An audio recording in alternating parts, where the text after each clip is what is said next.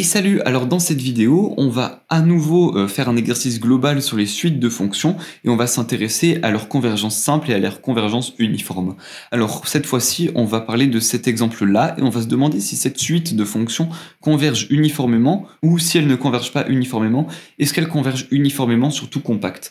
Alors là, vous remarquez que j'ai écrit fonction, hein, mais j'aurais dû écrire suite de fonctions. Bon voilà, retenez-le, c'est pas fonction, c'est suite de fonctions. Alors je vous propose, si vous avez envie, que vous mettiez la vidéo sur pause, que vous fassiez l'exercice de votre côté, et ensuite vous regarderez la correction et vous vous demanderez si votre réflexion correspondait à celle de la vidéo. Et si oui, trop cool, vous avez tout bien compris. Et sinon, justement, vous pouvez comme ça vous entraîner et voir où étaient les problèmes. Alors à nouveau, je ne vais pas mettre les méthodes dans cette vidéo. Pourquoi? Parce qu'on a vu des vidéos spécifiques sur chacun des points. Donc je vous invite à vous référer à ces vidéos si jamais vous souhaitez en savoir plus. Alors du coup c'est parti, dans un premier temps on va s'intéresser à la convergence simple de cette suite de fonctions. Donc est-ce que cette suite de fonctions converge simplement ou non? Alors la première étape serait de faire un développement limité de cette suite de fonctions. Alors là il n'y a pas vraiment de développement limité à faire puisqu'on a une fraction, enfin on n'a pas vraiment de quoi faire un développement limité. Par contre on peut passer à la deuxième étape qui est qu'on sépare un sous-intervalle de x et qu'on fasse tendre notre suite de fonctions vers plus l'infini. Alors, si par exemple x vaut 0, on a quelque chose sous la forme 1 sur n. Si x est négatif, on a quand même quelque chose sous la forme 1 sur n. Et si x est positif, on a quelque chose sous la forme 1 sur n, puisque x finalement, il est vu comme une constante, donc il n'influera pas vraiment sur n lorsque n tend vers plus l'infini, parce que finalement, il deviendra négligeable face à ce n qui est tellement grand, que finalement, on a l'impression qu'on n'a pas besoin de séparer en sous-intervalles.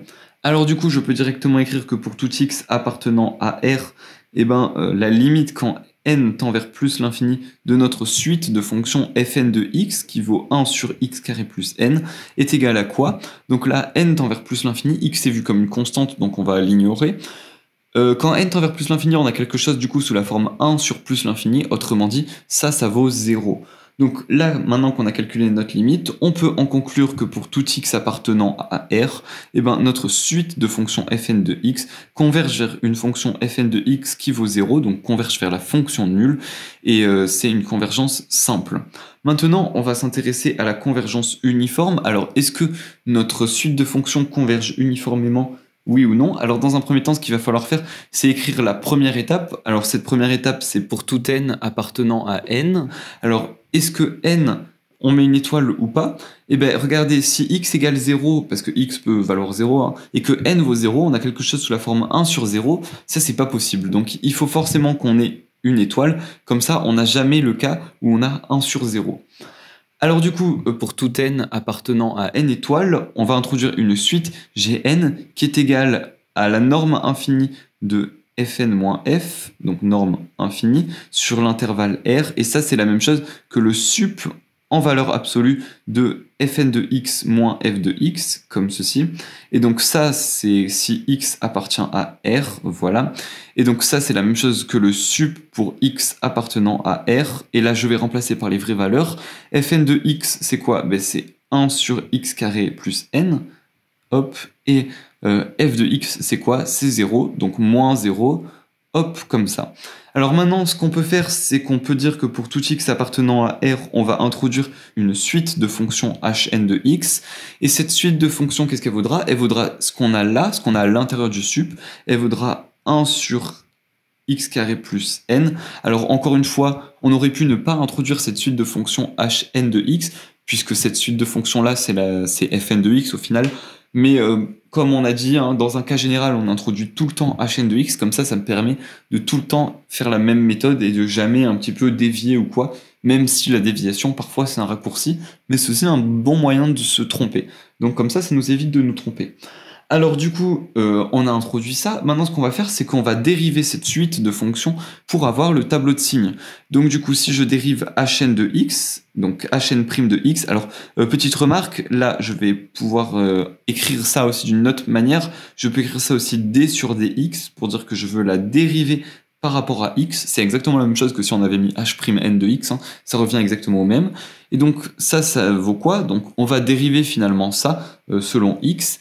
Et donc si je dérive, donc Je vous laisse faire la dérivée de votre côté, il n'y a rien de bien compliqué. Ça, c'est égal à moins 2x sur x carré plus n, le tout au carré. Alors maintenant, ce qu'on va pouvoir faire, c'est qu'on va se demander quand est-ce que hn' de x, ou d sur dx de hn de x, quand est-ce que ça, c'est positif ou nul? Alors, je peux noter ça comme ça, d sur dx de hn de x, quand est-ce que c'est positif ou nul? Alors ça, c'est la même chose que si j'écrivais moins 2x sur x carré plus n, le tout au carré, positif ou nul. Quand est-ce que ça, c'est positif ou nul? Alors, on sait que ce qu'on a là, ici, ça, c'est toujours positif ou nul. Pourquoi? Parce qu'on a un carré, un truc au carré ici, donc ça tout le temps positif ou nul. Mais par contre, si je résous l'équivalence, ça équivaut à moins 2x positif ou nul. Et moins 2x est positif ou nul quand x est négatif, ou nul. Hein. Donc ça, c'est simplement une inéquation. Et maintenant, on peut tracer le tableau de signes. Donc là, j'ai x. Alors x, il est compris entre moins l'infini et plus l'infini. Donc ici, moins l'infini, ici, plus l'infini, comme ceci. Et donc d'abord, je vais écrire hn' de x. J'aurais pu aussi écrire d sur dx hn de x, c'est exactement la même chose. Alors du coup, on avait vu que la dérivée de hn de x était positive si x était négatif. Alors là, je peux mettre le 0.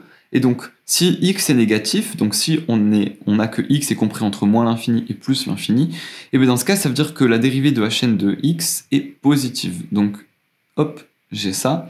Et donc, dans le cas inverse, et ben c'est simple, si c'est pas positif, c'est forcément négatif. Alors maintenant, je peux écrire ma suite de fonctions hn. Alors si sa dérivée est positive, ça veut dire que la suite de fonctions va être forcément croissante. Et si sa dérivée est négative, ça veut dire que cette suite de fonctions-là va être décroissante. Maintenant, ce que je vais calculer, ce sont les limites en moins l'infini, en plus l'infini et en 0. Alors dans un premier temps, la limite quand n tend vers plus l'infini de hn de x, donc de la suite de fonctions hn de x, qu'est-ce que c'est? Alors attention, c'est pas n que je fais tendre vers plus l'infini, mais c'est x que je fais tendre vers plus l'infini. Pourquoi? Parce que je veux x qui est égal à 0, 1, 2, 3, jusqu'à plus l'infini, et moi je veux cette valeur-là, donc pour x qui tend vers plus l'infini.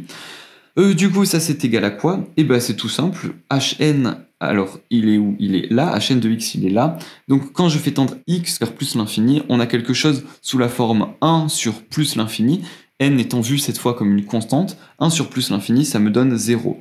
Si je fais la limite cette fois-ci quand x tend vers moins l'infini, de hn de x, et ben ça c'est égal à quoi? Pareil, si je fais tendre x vers moins l'infini au carré ça fait plus l'infini, 1 sur plus l'infini, ça fait également 0. Enfin, si je calcule hn de 0, hein, cette fois-ci x est égal à 0, et bien ça c'est égal à quoi? On a quelque chose sous la forme 1 sur 0 plus n, autrement dit 1 sur n, comme ceci, et donc ici on a 0, ici on a 0, ici on a 1 sur n. Alors ce qui se passe c'est que notre suite de fonctions hn de x est toujours positive, puisque au pire elle vaut 0 et au mieux elle vaut 1 sur n, donc je peux également lui ajouter des valeurs absolues, ça ne changera rien. Du coup maintenant je sais que mon gn que j'avais introduit au préalable, gn il est égal au sup de hn de x. Alors le sup de hn de x c'est quoi? Alors est égal, je peux écrire au sup pour x appartenant à r de hn de x. Et ça c'est quoi? Le sup c'est tout simplement la valeur la plus haute qu'atteint la suite de fonctions. Là, la valeur la plus basse on voit que c'est 0, la valeur la plus haute on voit que c'est 1 sur n ici. Autrement dit, hein, si je trace rapidement un graphe, ma suite de fonctions, alors je sais pas à quoi elle ressemble mais elle fait un truc comme ça.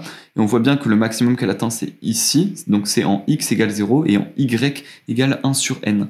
Autrement dit, le sup de hn de x c'est 1 sur n. Donc, ma suite gn, elle vaut 1 sur n, comme ceci.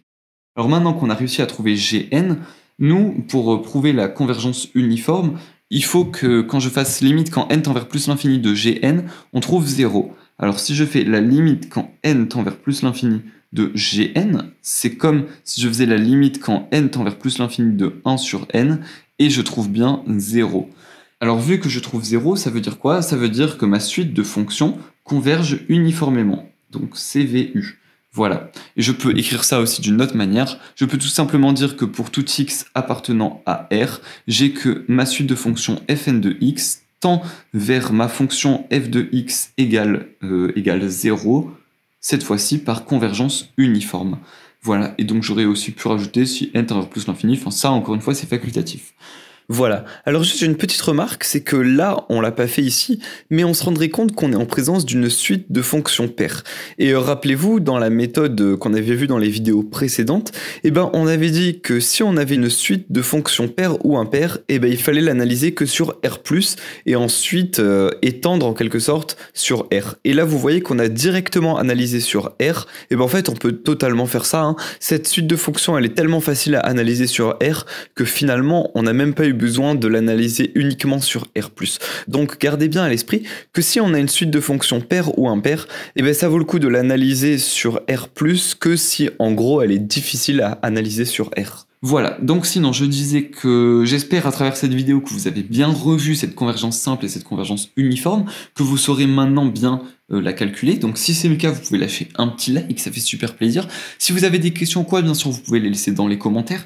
Et nous on se retrouve dans la prochaine vidéo, cette fois-ci pour voir certains théorèmes qui nous permettront de comprendre finalement à quoi sert cette CVU ou cette CVUC. Du coup à tout de suite.